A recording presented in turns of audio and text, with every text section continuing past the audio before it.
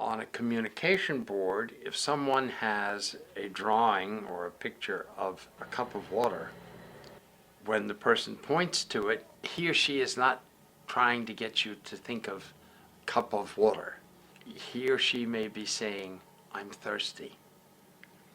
So thirsty is what that particular graphic evokes and is called a secondary iconicity. If you tilt the cup a little bit, as we do in our system, and it looks like water is spilling out, it might be spill, it might have a lot of possible secondary iconicities. I showed this to a few manufacturers in my first conversation with Prentke-Romich.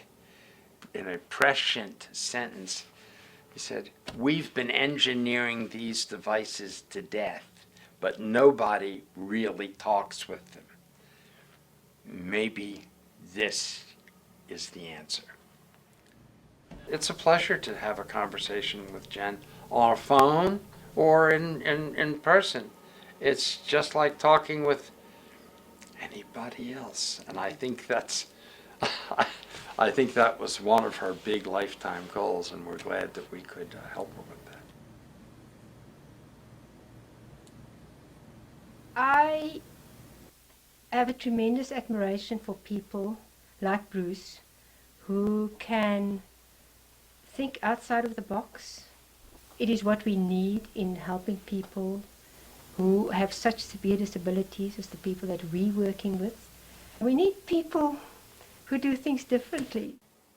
I was showing my work to people, and it was so different from what other people were doing, and it was because I wasn't coming from this field of speech pathology or rehabilitation or occupational therapy or all the other fields that were interested in communication disabilities.